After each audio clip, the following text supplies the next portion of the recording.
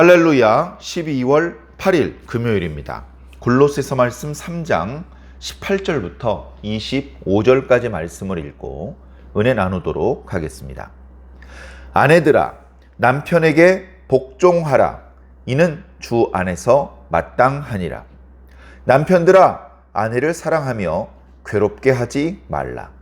자녀들아, 모든 일에 부모에게 순종하라. 이는 주 안에서 기쁘게 하는 것이니라. 아비들아, 너희 자녀를 노엽게 하지 말지니 낙심할까 함이라. 종들아, 모든 일에 육신의 상전들에게 순종하되 사람을 기쁘게 하는 자와 같이 눈가림만 하지 말고 오직 주를 두려워하여 성실한 마음으로 하라. 무슨 일을 하든지 마음을 다하여 주께 하듯 하고 사람에게 하듯 하지 말라. 이는 기업의 상을 주께 받을 줄 아나니 너희는 주 그리스도를 섬기느니라. 불의를 행하는 자는 불의의 보응을 받으리니 주는 사람을 외모로 취하심이 없느니라. 아멘. 아멘. 감사합니다. 이제 골로새서 말씀이 마무리되고 있습니다. 골로새 지역은 사도 바울이 직접 들어가서 복음을 전파한 곳은 아닙니다.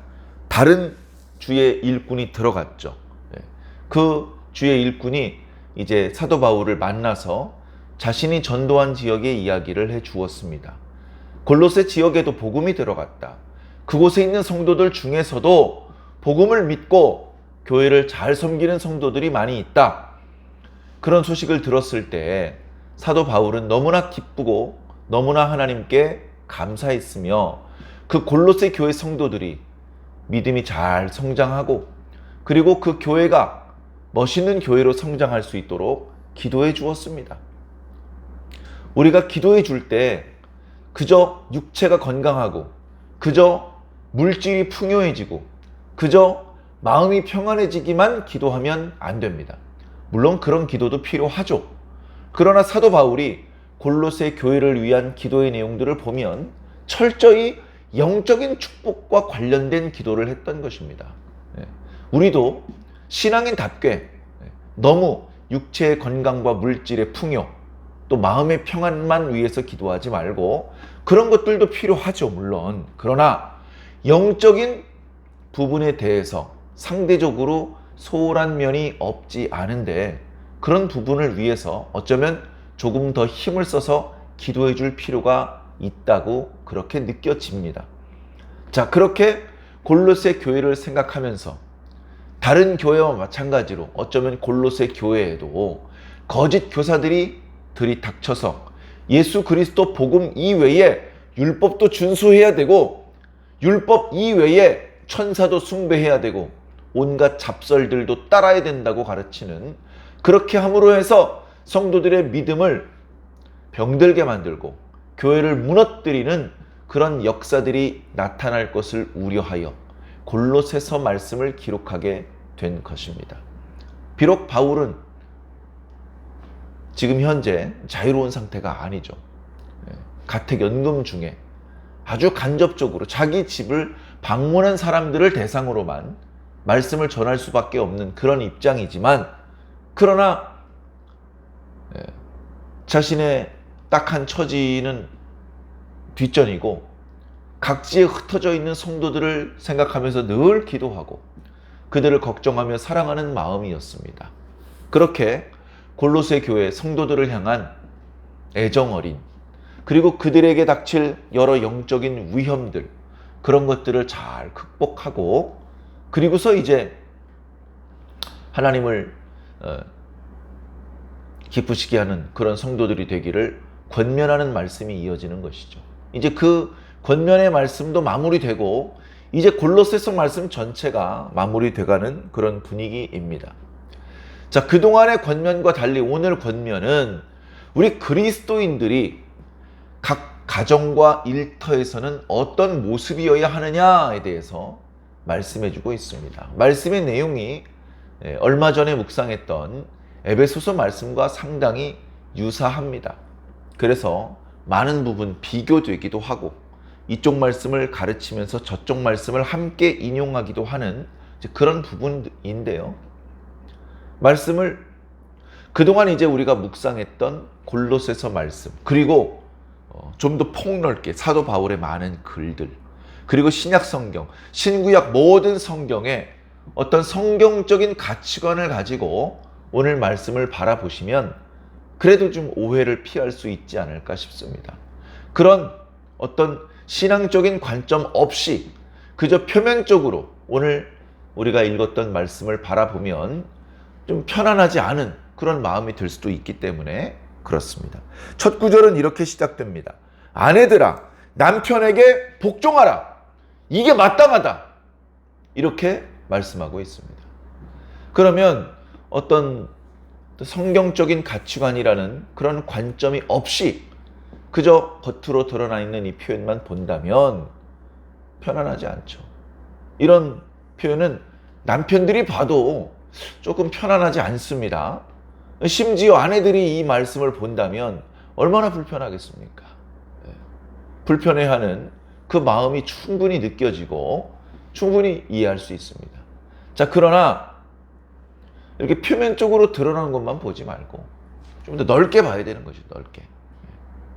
자, 단순히 남편과 아내와의 관계만을 말하려는 것이 아닙니다. 자, 기본적으로 우리는 관계가 좋아야 됩니다. 우리는 하나님과의 관계가 좋아져야 되고, 하나님과의 관계가 좋아지면서 자연스럽게 옆에 있는 사람과의 관계도 좋아져야 됩니다. 더 나아가서는 우리가 미물이라고 생각하고 있는 그런 짐승들이나 심지어 식물들, 심지어 무생물들하고도 관계가 좋아집니다. 그런 방향으로 이제 나아가야 되는 것이죠. 자, 우리가 하나님과의 관계가 좋아져야 됩니다. 완벽하게 좋아졌습니까? 아직도 부족한 게 많아요. 부족한 게 많습니다. 하나님과의 관계는 계속 발전시켜 나가야 됩니다. 그거 끝난 다음에 사람들과의 관계를 좋게 해야 될까요? 아니죠. 하나님과의 관계를 좋게 하면서 동시에 사람들과의 관계도 좋아져야 됩니다. 자, 세상에 많은 사람들이 있죠. 남자도 있고 여자도 있고 어른도 있고 아이도 있고 믿는 사람도 있고 믿지 않는 사람들도 있고. 자, 먼저 믿는 사람들을 먼저 생각을 해봅시다. 나도 예수님을 믿고 너도 예수님을 믿어요. 그럼 너하고 나는 교회 공동체의 일원이에요. 예수 그리스도의 몸, 교회, 그 교회를 구성하는 구성 요소들이라는 것이죠. 그래서 어깨 쪽에 있는 사람은 좀 더 우월하고 무릎팍에 있는 사람은 천박하냐? 아니요. 다 동등한 성도의 일원인 것입니다. 동등한 교회의 일원인 것이죠. 동등하기 때문에 서로 존중해 줘야 됩니다. 서로 존경해 주고 서로 사랑해 주고, 나만 사랑받고 너는 내가 미워해도 되고. 교회 안에서 그런 사람이 어디 있습니까? 야, 난 마 장로야. 난 마 교회 다닌 지 40년 됐어. 그러면 교회 다닌 지 넉 달 된 사람 막 무시하고 야단쳐도 됩니까? 언제 예수님께서 그렇게 말씀하셨습니까? 자, 성경적인 관점에서 말씀을 보자, 이 말씀입니다. 우리 모두는 목사, 장로, 집사, 새신자를 떠나서 어른, 어린이를 떠나서 남자, 여자를 떠나서 모두 다 교회의 일원입니다. 동등해요. 예수님께서 나만 위해서 십자가에 못 박혀 죽으신 게 아니고요. 저 사람을 위해서도 십자가에 못 박혀 죽으신 거예요. 동등한 사랑을 받았고 동등한 구원을 받았어요. 누가 더 우월하고 누가 더 천박합니까? 그럴 수 없다는 것이죠. 그렇기 때문에 상호 존중, 상호 복종이 기본 원리입니다. 상호 복종입니다. 아내만 남편에게 복종하고 남편은 아내에게 복종 안 해도 된다? 아니요. 남편도 아내에게 복종해야 됩니다. 자녀만 부모에게 복종하냐? 부모도 때로는 자녀에게 복종해야 됩니다.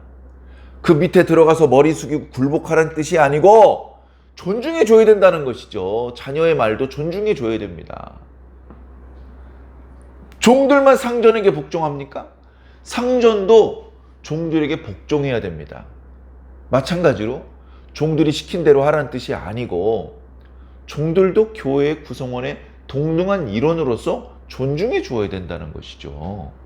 그게 안 되는 사람은 공동체를 해칠 가능성이 높습니다. 아니 어떻게 상전이 종들의 말을 들어? 아니 부모가 자식 말을 들으라고? 저 목사죠 안 되겠구만. 이런 식으로 생각하시는 분들은 틀림없이 공동체를 위태롭게 할 사람이 공동체의 하나됨을 깨트리고 흔들 가능성이 많은 사람이죠. 제가 질서를 어지럽히려고 드리는 말씀이 아닙니다. 질서 중요해요. 하나님께서 질서를 중요하게 생각하십니다. 그런데 그 질서 안에서 얼마든지 서로 존중하고 상호 복종할 수 있다. 자, 그 다음에 모든 인간 관리의 이제 원칙을 말씀드리는 것이죠. 상호 복종, 상호 존중. 그 다음에 두 번째는 사람에게 하듯 하지 않고 주께 하듯 하는 것입니다. 똑같은 표현이 에베소서에도 있어요. 자, 우리가 주님은 어려워합니다. 주님은 전능하신 분입니다. 전지하신 분입니다. 다 알고 계셔요. 숨길 수가 없으니까 할 수 없이 주님께는 정직합니다. 주님께서 다 알고 계시고 우리가 그 뜻을 거스리면 재앙을 주실 수도 있는 분이기 때문에 두려워합니다. 사람은요. 사람은 속일 수 있어요. 사람은 몰라요. 사람은 능력이 없어요. 그러니까 사람은 함부로 대합니다. 거짓말을 하기도 하고 불순종하기도 합니다. 사람에겐 왠지 그렇게 해도 별로 큰 손해가 없을 것 같습니다. 그래서 우리는 주님을 대하는 방식과 사람을 대하는 방식이 달라요. 다르게 하라고 누가 가르치지 않았는데 본능적으로 다르게 하고 있습니다. 그런데 다르게 하지 말라는 거예요. 다르게 하지 말라는 것입니다. 사람에게 하듯 하지 말고 주님께 하듯 하라. 주님을 대하듯 하라. 남편이 아내를 대할 때 주님 대하듯 해보세요. 부모들이 자식을 대할 때 주님 대하듯이 해보세요. 베드로하고 예수님 나이 차이가 많이 나서 예수님이 조카뻘이었을 겁니다. 근데도 베드로는 예수님을 조카 대하듯 하지 않고 주님 대하듯 했어요. 주님 대하듯. 상전이 종들을 주님 대하듯 해보세요. 야 임마 욕하고 야자하고 그러지 않고 존댓말 써보세요. 명령하지 말고 부탁해보세요. 회사 분위기가 달라집니다. 표정들이 달라집니다. 어저께는 투덜투덜거리면서 내가 시킨 일을 했는데 오늘은 콧노래를 부르면서 내가 시킨 일을 합니다. 왜 이렇게 달라진 겁니까?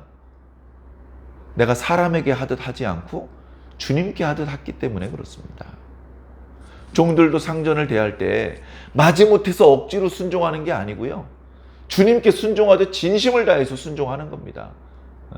그럼 회사에도 더 유익된 거 아닙니까? 그런 인간 관계의 기본 원리, 상호 존중, 상호 복종, 그 다음에 사람에게 하듯 하지 않고 주님께 하는 거죠. 자, 그 마음 밑바닥에는 어떤 마음이 깔려 있냐면요.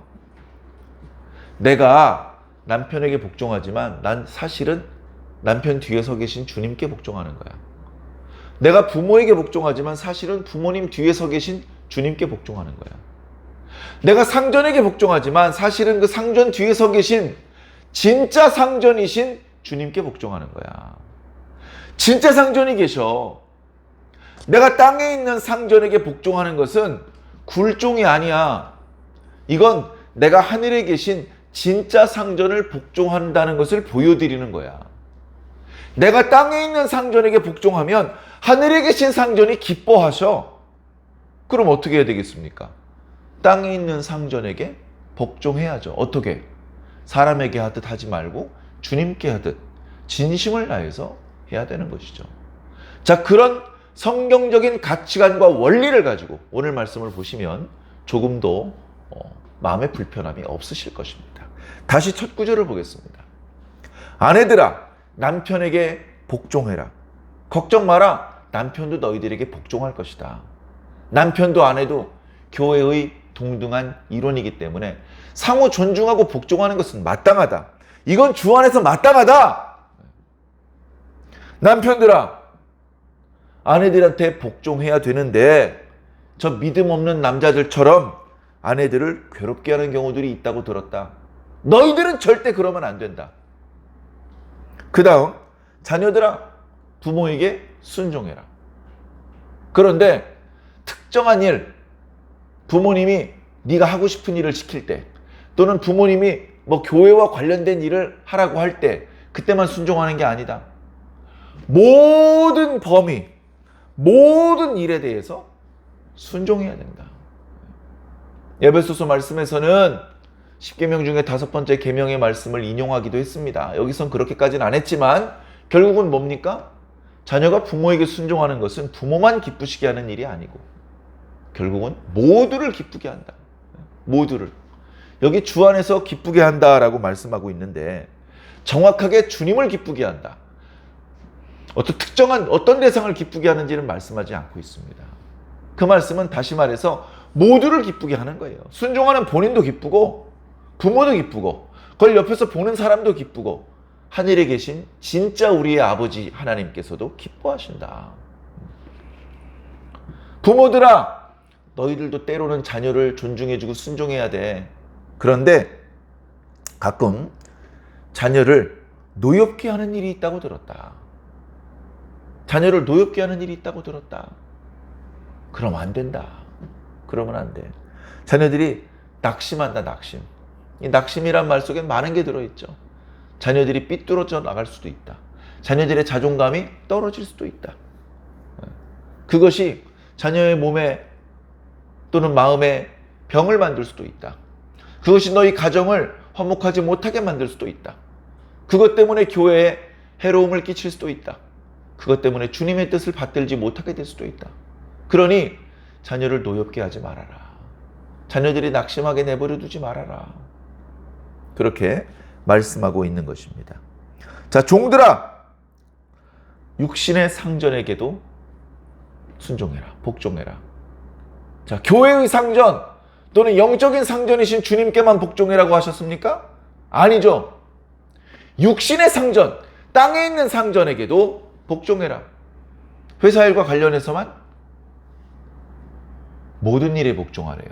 물론 요즘에 직원들을 데리고 자기 개인 심부름, 개인 심부름 시키는 거 문제가 되기도 했습니다. 이삿짐 날러라.